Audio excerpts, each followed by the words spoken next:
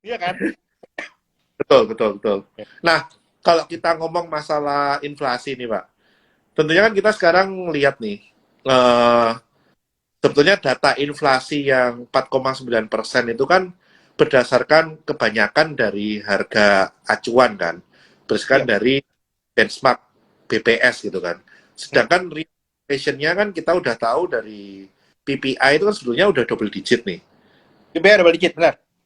Nah, dengan BBM naik, bisa jadi kan yang selama ini orang menurut DPS itu pakai Pertalite, ternyata nyari Pertalite nggak ada, mereka carinya Pertamax, itu kan tercermin di PPI. Dengan sekarang Pertalite naik kan diharapkan dengan mencari Pertalite lebih gampang gitu kan. Iya. Dalam arti mungkin PPI-nya turun, tapi inflasi BPS naik. Nah, ini kira-kira market meresponnya seperti apa nih, Pak? Apakah masih direspon secara mentah? Waduh, ini core inflation sama total inflation naik, tapi mereka nggak memperhatikan bahwa PPI-nya mulai turun atau So far yang market lihat ya, market lihat itu kan yang penting ekspektasi kok. Ekspektasi inflasi itu udah ketakar sekarang. oke, Habis ini bulan ini inflasi 7%, itu udah clear. Orang udah oke, tahu. Inflasi 7% berarti habis ini ya kalau normalnya orang adjust belanja, kita adjust belanja dong, nggak mungkin kayak kemarin kan. Orang adjust belanja, habis ini permintaan turun, ekonomi kita turun, habis itu tapi market aman. Karena oke, outlook likuiditasnya clear kan kok. Berarti nggak oke, akan ada orang yang ngeluarin duitnya banyak dari keuangan buat beli barang. Itu yang kita lihat. Jadinya oke. so far aku lihatnya justru inflasi dilepasin ini itu positif untuk market. Karena itu kemarin di notes aku bilang bahwa kalaupun ada sell off yang which is nggak kejadian, sell off itu bakal short live kejadian ya kok ya. Sell offnya cuma berapa menit kok. Cuma Cuma berapa? IHSG 10 menit apa setengah jam paling lama. Habis itu kan ditarik lagi, itu yang kita lihat. Benar, Jadinya aku benar. sih lihatnya angka inflasi yang tinggi itu nggak apa-apa. Justru yang aku pingin kalau inflasi itu mau muncul, keluarlah inflasi itu sekarang.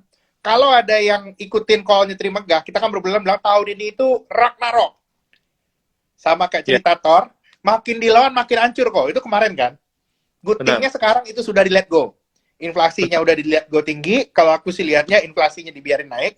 Habis ini PLN naik dan lain-lain, aku bilang ya biarin aja lah keluarkan sekarang daripada keluarkannya nanti. Kalau keluarnya sekarang, kita udah langsung bisa kelihatan ujungnya di mana. Nah, yang paling aku takutin ini kalau ternyata ada hal lain selain apa namanya selain kenaikan BBM yang kemarin itu untuk yang bisa bikin naik inflasi itu lebih lanjut. Aku nggak tahu tuh kejutannya apa. Apakah perang yang lebih dahsyat lagi, minyak 200 itu aku nggak tahu tuh kalau ada kejadian kayak gitu. Itu justru Oh, akan mengakselerate apa namanya yang aku bilang tadi itu sucker rally-nya berakhir. oke, oke, oke. Ya, kita ini dalam masa, kalau boleh dibilang, Pak, kalau kita punya sebagai pedagang, kita sebagai pedagang ini kan berusaha jual di harga yang kira-kira customer kita mampu beli gitu kan. Iya benar. Dan kita mempertahankan posisi equilibrium itu selama mungkin sehingga kita dapat margin selama Yang the mungkin best kan. lah buat kita. Yes, yes. Bukan margin Jadi maksimum tapi margin optimum gitu kan. iya prima benar Nah, ya. kalau kita terlalu genjot dengan kondisi perang dan lain-lain, ya pasti margin ini nggak akan bisa sustain kan kurang lebih kayak gitulah. Iya. Oke, Pak. Nah, berarti kan kalau inflasi ini sudah direspon dengan positif dan market udah siap dengan angka 7% ini, which is sebetulnya tanpa BBM naik itu pun kita sebetulnya udah nggak jauh berbeda sebetulnya alokasi belanjanya gitu kan, Pak. Iya, tapi sekarang itu paling nggak itu lebih clear aja kok. Kalau kemarin Ya, itu kan gini, yang mau beli pertalite nggak nemu pertalite kok, terpaksa beli pertamax kan, ya benar, kan? benar. Kalau sekarang naikin lah 10.000, kita nggak mau beli pertamax 14.500, gua tetap bisa belinya ya 10.000. Paling nggak Benar. pengeluaran gua turun dari tadinya beli yang 12.500, gua bisa balik lagi beli yang 10.000. Ada nafas Benar. tambahan. Berarti kan PPI-nya turun juga harusnya yang kemarin diekspektasikan bahwa retail akan truly suffer bla bla bla, ya mungkin angka nggak akan terlalu berubah banyak ya, Pak ya. Aku nggak terlalu banyak dan kalau aku ceritain ya, siapa sih yang suffer dari kondisi BBM naik? Ini yang aku lihat ya kok ya. Yang suffer itu sebenarnya orang-orang kayak kita kok, yang kelas menengah kok. Kenapa? Ya, Yang apa namanya, yang kalau kemarin-kemarin itu kan kita bisa kerja dari rumah ya. Kerja dari rumah income nggak berubah kok. Habis Ya, itu ya. main cuan, makin main saham, cuannya makin dahsyat lagi, makin tajir lagi, itu yang kejadian kemarin kan. Sementara yang di bawah habis kan, itu kejadiannya kan. Sekarang itu sebaliknya kok. Sekarang kita ngisi bensin, kalau mobil kecil yang tadinya 300.000 udah 500.000. Kalau bawaannya Alphard Fortuner yang dari tadinya 800-900 udah 1,5 juta sekali ngisi bensin. Itu berarti ya kita yang habis. Kalau di bawah banget, kalau kita lihat itu ya, kerjaan informal, sektor informal itu menggeliat loh sebenarnya kok. Yang kejadian Setuju. itu ya gara-gara biaya hidup kita naik, yang tadinya belanja di Grand Indonesia, pindah ke Tamrin City. Pindah lagi belanja ke Tanah Abang. Turun, yang kelas menengah, belanjanya turun, nggak belanja di mall lagi, nggak belanja online lagi, mereka keluar, maka pekerjaan informal itu balik lagi. Sekarang kita ngobrol itu dengan Bluebird, kurang supir taksi kok. Nyari Oke. asisten rumah tangga, susahnya setengah mati sekarang di Jakarta. Karena demand-nya itu balik. Karena itu, aku lihatnya sebenarnya kalau dampak yang paling bawah itu sebenarnya itu lagi berubah walaupun harga naik ya. Berubah dari yang tadinya income-nya hilang, jadi kembali lagi sebenarnya sekarang. Oke. Apalagi kalau tinggalnya di daerah yang terekspos sama bisnis komoditas. Batu baranya banyak. Tiba-tiba Oke. mau kerja di tambang lagi, itu aku lihat sih pada balik lagi ya, apa namanya, income ya, di situ aku lihat. Karena itu aku on this matter, orang banyak yang bilang, ekonom lain bilang, ekonomi Indonesia turun, BBM naik, saya lihat I don't think so. Kenapa? Karena BBM naik ketika siklus harga komoditasnya lagi paten. Kapan Indonesia itu turun ekonominya? Nanti setelah Saker Rally yang saya ceritakan dan Kobernet tadi itu berakhir. Kan Iya, kita iya. lagi mengeksploitasi ini. Kok dia eksploitatif sekarang ini. Lagi ngambil Benar, kesempatan jualan barang di harga mahal sampai duit yang beli itu habis. Kan itu ceritanya. benar, benar, benar. Dan kita juga harus tahu nih, kan sekarang kita ini waktunya memupuk surplus sebanyak mungkin untuk bisa surplus dengan sebanyak mungkin bulan kan, Mbak? Karena Iya benar. komoditi ini normalize, ya kita harus sadar yang mungkin cadangan devisa kita sekarang bisa 6 bulan, 6 bulan itu cepat loh. Kalau komoditasnya katakanlah turun separuh, mungkin kita harus pakai lagi cadangan devisa kita gitu kan.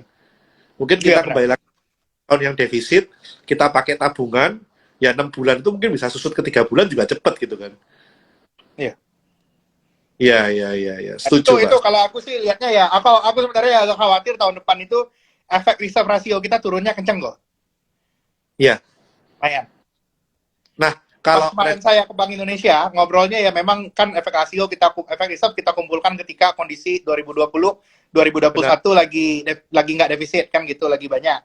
Ya sekarang untuk menjaga masyarakat kita memang kita lagi pakai efek reserve-nya untuk menjaga rupiah. Emang kalau aku lihatnya stance dari Bank Sentral sendiri memang mau jaga kestabilan rupiah dulu sebenarnya. Bukan iya, meningkatin efek reserve. Tapi benar kata Koko tadi, once beneran kalau aku ceritain tadi Sakareli itu kejadian, akhirnya jatuh, efek reserve kita yang sekarang itu rasionya bisa turunnya lebih dalam lagi. benar. Dan Itu rasanya faktor resiko. Karena kebijakan nggak ada yang sempurna kan kok. benar. Kita kan ngomongnya sekarang kita surplus, surplus, surplus gitu kan. Iya. Kita punya reserve forex 6 bulan ya, Pak ya? 6 Devisa bulan, ya. 6 bulan. Iya. Nah, 6 bulan. Which is ini kan termasuk all time high ya 6 bulan ini Ini ya. all time high ya. Itu saya bayangin aja kalau kita tetap maksa nggak naikin BBM, kita punya account digerogotin untuk subsidi BBM, kita nggak nabung reserve sebanyak sekarang, katakanlah reserve-nya cuma dari 3 bulan naik ke 4 bulan, wah, ketika at any time batu baranya rontok, itu langsung defisitnya parah sih, Pak. Oh iya, itu yang aku pikirkan ya. Karena Nah, kalau orang aku tergantung kok. Ini di luar perhitungan apa namanya ya, kebijakan sosial, politik dan lain-lain. Kalau aku ya, kalau aku jadi gubernur bank sentral pasti itu sudah aku naikin bunga itu banyak dari kapan tahu kok. benar, benar. Ya, and Karena again rupiah itu aku biarin melemah sekarang supaya kita nggak eksesif dalam impor dan lain-lain, ekspornya bisa kejaga. Jadinya rasionya aku jaga lah. Kalau itu preferensinya 100% pasar keuangan. Tapi kan ya, nggak mungkin, kita harus lihat hidup itu nggak pasar keuangan doang kan, ada sektoril butuh kredit. Nah, kira-kira itu yang dipilih oleh bank sentral kita, gimana strike the good balance. Tapi yang kira-kira yang lagi dipilih sama mereka ya kayak gitu. Efek reserve kita rasionya agak turunan dikit, nggak apa-apa. Yang penting daya beli masyarakat terjaga. Itu yang dijaga hari ini. Ya, ya, ya. Yang penting tidak terlalu volatile ya Pak ya. Iya benar. Yang dijaga tidak terlalu ekstrim. Ya. Oke. Nah, ini kita kurang lebih udah mau 1 jam. Kira-kira nih Pak, apa yang harus diwaspadai ini Pak? Dari kesimpulan tadi semua Pak. Apa indikator? Kesimpulan yang paling aku waspadai itu adalah gini, bahwa hati-hatilah sama something yang too good to be true. A good market naiknya normal.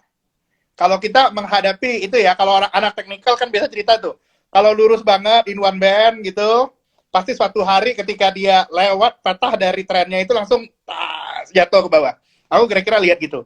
If something is start to be too good to be true, kayak yang aku ceritain tadi, naik terus harga batu bara ya terus naik, and then after that banyak riset report keluar after ini kok. Kalau ingat zaman dulu kok, riset report target price bumi 12.000, if you do remember. Tahun 2008. If you do remember. Oke. Itu yang aku lihat itu bakal menjadi tanda-tanda titik balik market itu berubah. Jadinya aku lihat itu something is too good to be true, berhati-hatilah. Berhati-hatilah. Kalau ada yang ngasih lu gula-gula gratis, hati-hati. Itu berarti nenek sihir dari Hansel and Gretel itu. Awas, hati-hati. Nah, cocok. Itu dia, hati-hati. Gini Pak, kadang orang itu melihat kita terlalu pesimis Pak. Padahal kita mencoba realistis. Kita coba realistis, kita bilang naik kan, kita bilang rally. Kita suka komod dari kapan tahu kok. Kalau kita ingat kan dari zaman dulu lah, kita suka komoditas kan. Benar. Cuma kalau banking ya sorry to say, kita memang nggak suka untuk sekarang. Kita nggak suka, itu dia. Simple. Kita bilang apa bisnisnya oke. Cuman for the stock market from the investment perspective, banyak hal lain yang lebih menarik. Ya, kalau beli bank dibandingin beli batu bara, banding beli Adaro, ya jauh lah. Ya kan? Iya. Berapa bulan Ya, sekarang kita ngomong oke lah bank naik BCA dari 7.000 ke 8.000, 15%. Adaro dari 2.700 ke 4.050 gitu kan. Oh iya, itu kira-kira. That's what we call it outperform. Iya. Outperform. Kita nggak suka bilang ya nggak berarti ini nggak naik.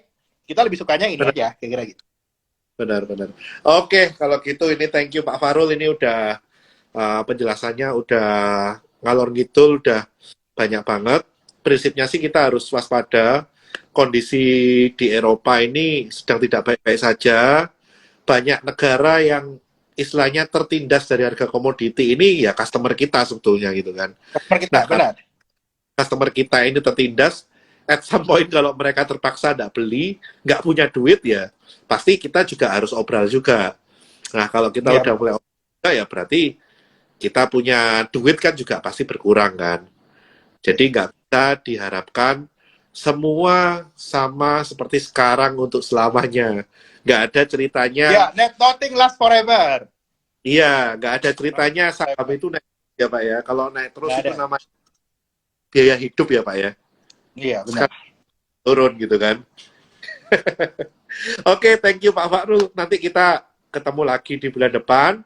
Semoga bulan depan kita nggak perlu membahas tentang market yang sudah meletus.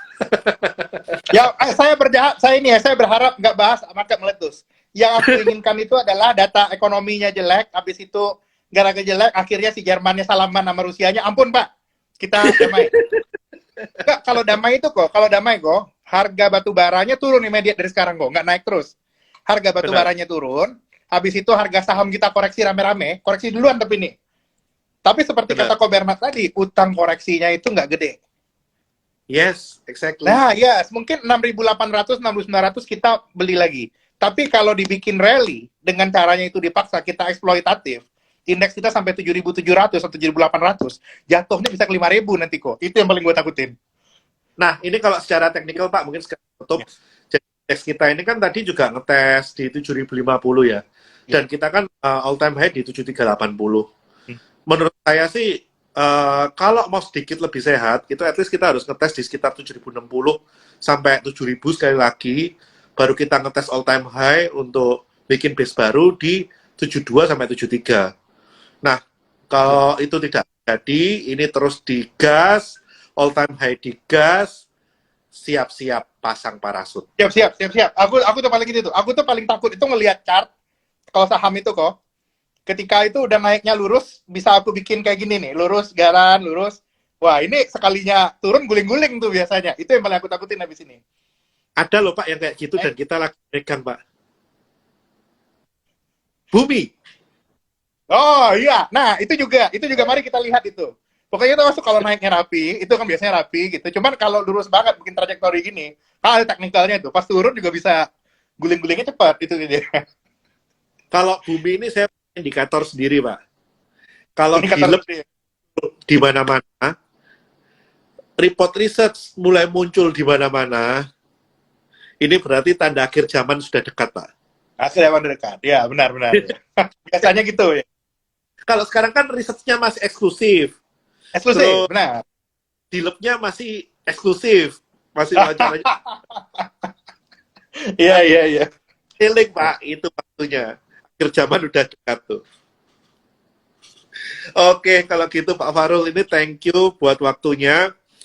Ketemu lagi bulan depan. Semoga bulan depan kita nggak membahas bubble yang meletus. Ya, mudah-mudahan. Gua nggak bahas itu. Gua berharap itu ngebahas market koreksi kok. Market koreksi sehat, 6.000, 7.000, 6.900, 7.000 itu gua gembira tuh. Oke. Berarti nggak hancur. Aku sih berharapnya kayak gitu. Kalau makin naik, kita makin bearish lagi kok. Oh, ini udah striker rally makin dahsyat gitu. Nggak bertahan ya. Maksudnya kita lihat nanti ya, mana yang kita bahas ya.